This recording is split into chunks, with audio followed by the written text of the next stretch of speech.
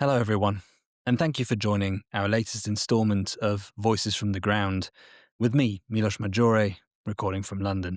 On midnight of the 8th of April, a 2-week ceasefire was declared between the United States and Iran. The question then immediately became, would Lebanon be included in that ceasefire? Well, the answer came hours later, when Israeli forces conducted the largest coordinated bombing operation in Lebanon in years. Within 10 minutes of terror, over 350 people were killed.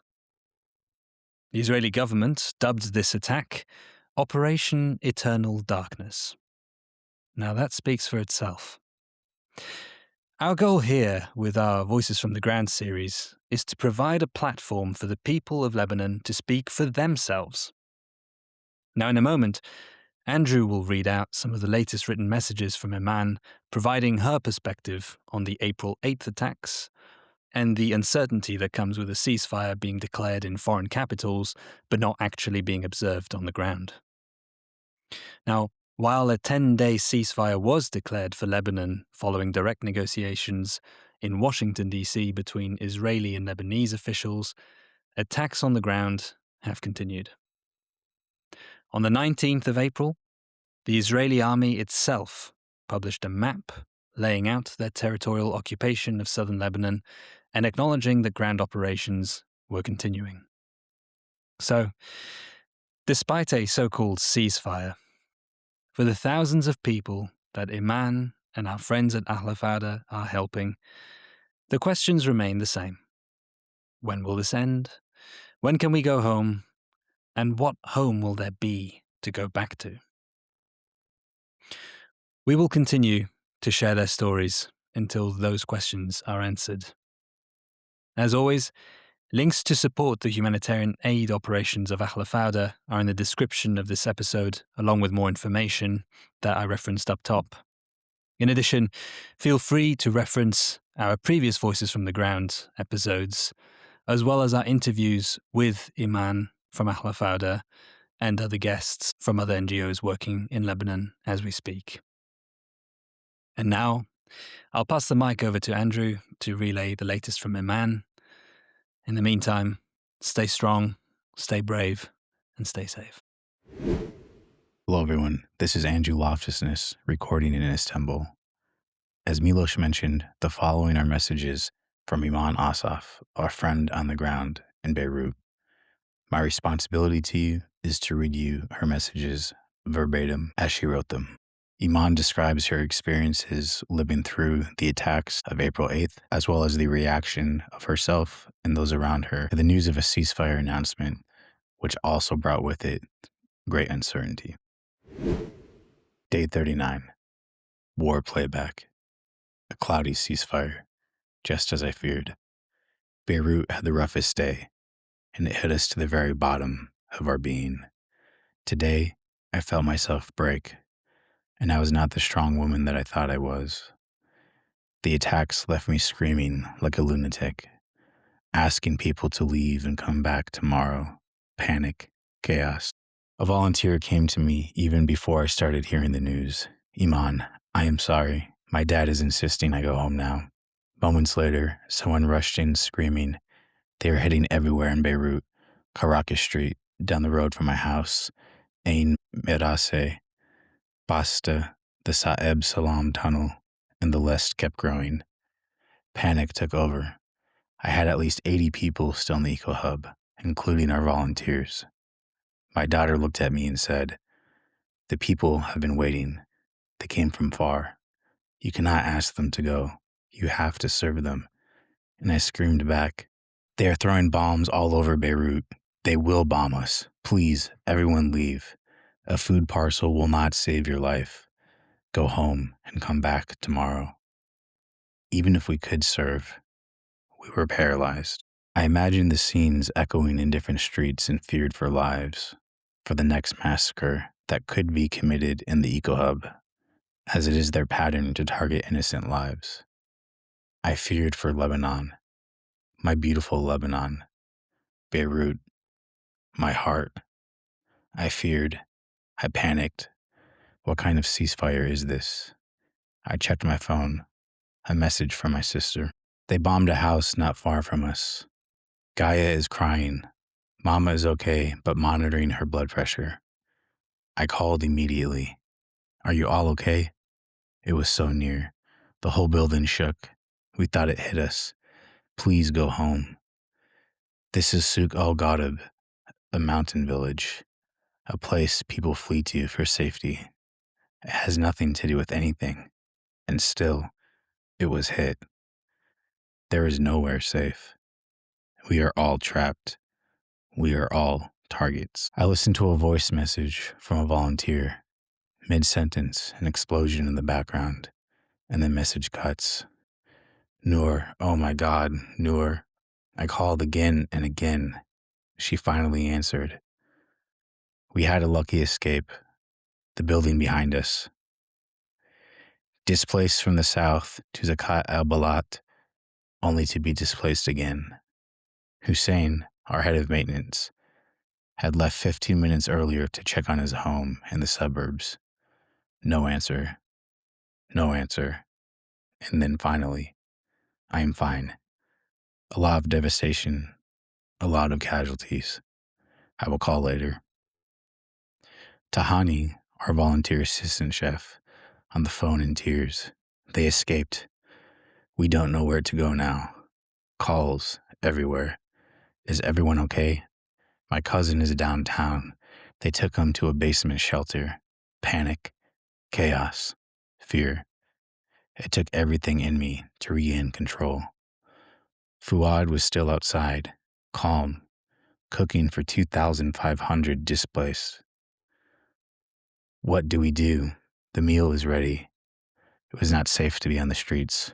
We decided, stay, finish, deliver. No crowds, no attention, just hope they spare us. By 6:40, meals were on their way to the shelters. We will deliver, but you handle distribution. We had to send everyone home. I barely reached home before the phone started buzzing again. Another strike, another wave of panic. The driver was near the targeted area, calling. Finally, I delivered. I'm back. Emotional turmoil, shaking, trembling. Today, Beirut bleeds. More than 900 casualties. 185 confirmed dead so far. Still searching under the rubble. Still searching for 4 children under 7. Praying they are safe. I'm sure there will be many heart attacks. Numbers never counted among the casualties. We call this a war. It is not. It is piracy. A lunatic, terrorist act of invasion. And they boast 100 strikes in 10 minutes, as if brutality were an achievement.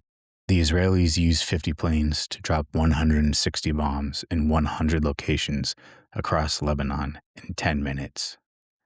And they bragged about it. But numbers do not equal strength.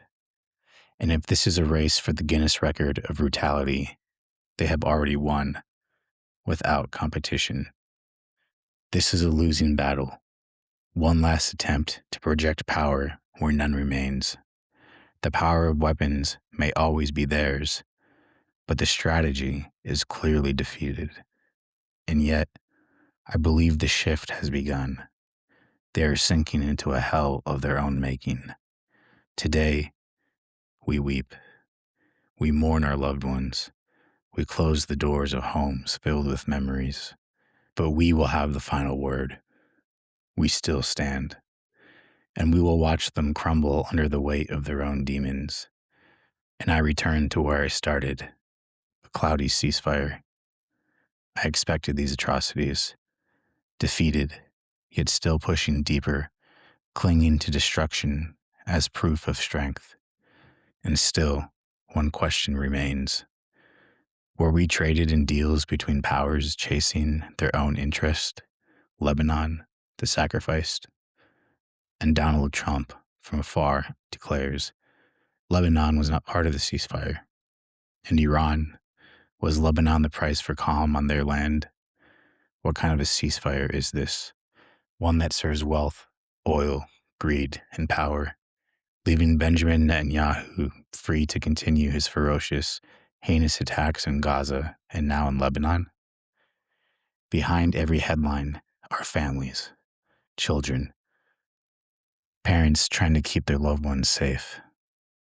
The human cost is too often ignored. We cannot normalize this. So much destruction, so many innocent lives lost.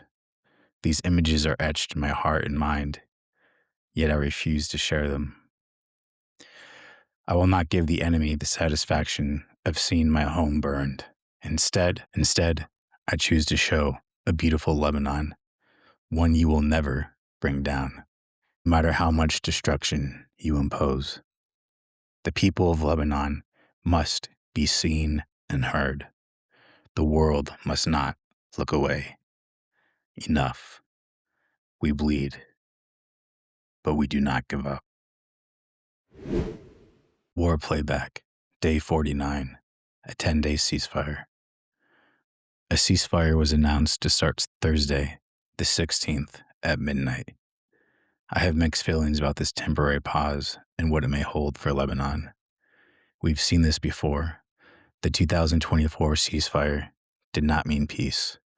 It meant calculated, restrained attacks, avoiding the label of war, yet continuing until it was officially declared again this March. So what is this ceasefire? A pause for talks, or a step toward another plan for Lebanon? It is, without doubt, a much-needed break for the people of the South and the suburbs to check on their homes, reunite with loved ones, and for some, finally bury those they lost with dignity. A moment to breathe, to gather what remains, and to try to move forward. But the minute it struck midnight, there was no silence. There was gunfire, idle minds in the streets, firing weapons and launching rockets into the sky. A false sense of victory, or reckless stupidity. This is the mindset that keeps pulling this country backward, careless, indifferent to the lives already lost and the families still waiting. For families like that of Zahra Abaoud, still waiting to retrieve her body from under the rubble in Ain al-Masreh, with the failure of emergency response, as many others across different areas. Where is the respect? Lives are not numbers. They are someone's whole world. When governments fail and thugs show no regard, these losses are only deepened, making them no different from the very enemy they condemn. It is painful to see a state unable to protect its people, and even more painful to see this become accepted. We don't need more weapons or chaos. We need calm, care, and a real chance to recover. For every life lost, we owe this country better. For those still waiting, we must find a way to do better. The people deserve more than this. Much more. War playback, day 50. Today at the Eco Hub, the crowds were the same, but not all came for services. Some came to say goodbye. Rana was in tears. I don't want to go. I will miss you all. Ali stood quietly. My home is gone. We will be here for a long time. I will come every day and help. Isra, her home completely destroyed. We're going tomorrow to check on our village, but we will be back. There is no home to return to. One of the displaced women from the southern suburbs of Beirut came to say goodbye. Our home was hit, but it's still standing. Do you have any fabric or vinyl for a door or curtain? Even damaged, she chose to return. It is still our home. I will choose to live there, no matter the condition. It is home. A father came quietly. I'm going back to the South. Can you give me shampoo and soap for my kids and shaving foam for me? A soft smile. I can't wait to shower and sleep in our own home. Different stories, one shared truth. What we carry from these 50 days is not only the war or the pain, but the encounters, the community, the humanity that held us together. Nancy came twice, just to say goodbye to everyone. Tearful moments, tearful moments, especially hugging Rita, who cannot return. We're not allowed to go back. Nancy was a fresh breeze. Every morning, quietly attending her online course while filling bags with sugar and rice, pouring oil into bottles. No words, just a gentle smile and constant action. God bless her, in all of them. Samira and Radwan and Rowan left early for the south. We hope one last hug before they go, for good. War is evil. It carries unbearable moments. But communities on the ground, standing together, turn even the darkest days into something meaningful. Amir from the south, Gadi from near the suburbs, Soraya, Mira, and Riyadh from Beirut, Nancy, Noor, Rawan, Radwan, Jawad, displaced from different villages. They didn't know each other before. Different backgrounds, different lives. Maybe they would never have met. Yet today they are like close friends.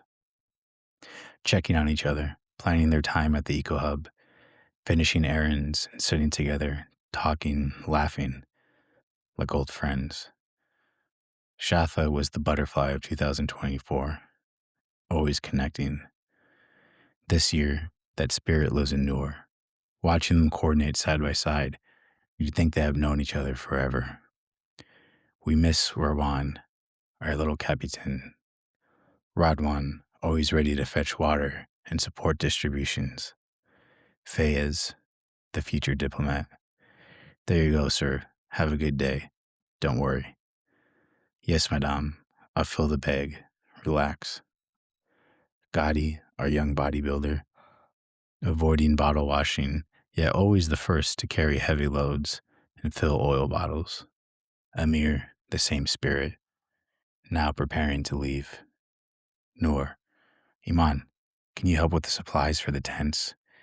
Do you mind if I leave early? I want to help in Baal. It was hard to say goodbye. I will be back. I will see you all. Mira, Soraya, and Riyadh, 3 friends, 1 heart.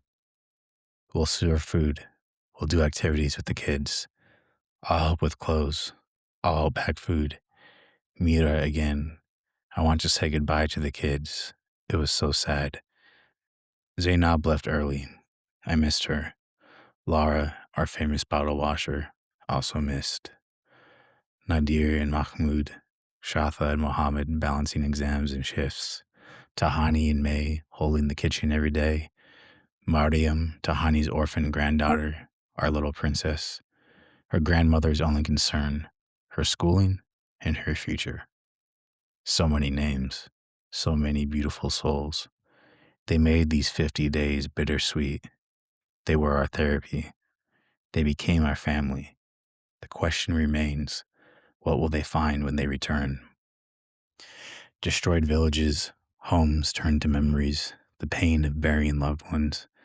And yet, the people of the South carry a quiet strength, a decision to close this chapter, however heavy, and begin again. We all know this is temporary, a 10-day ceasefire with no guarantees. I am grateful families can return home, but I fear for their lives. We've seen this before. In 2024, the same clause allowed over 500 violations, turning the ceasefire into a one-sided reality. Today, the danger is greater. People return believing it is safe. There is a ceasefire, but not safety. And still, the South calls. Its breeze, its earth, its belonging. There is no place like it. One thing for sure, I cannot wait to walk its villages again. God bless this beautiful land. God bless Lebanon. 50 days of love and compassion, stronger than war, deeper than pain, and impossible to forget. I pray for the safety of all. This has been an episode of the St. Martin's Cloak podcast. Today is April 21st, 2026. Thank you for listening, and stay safe.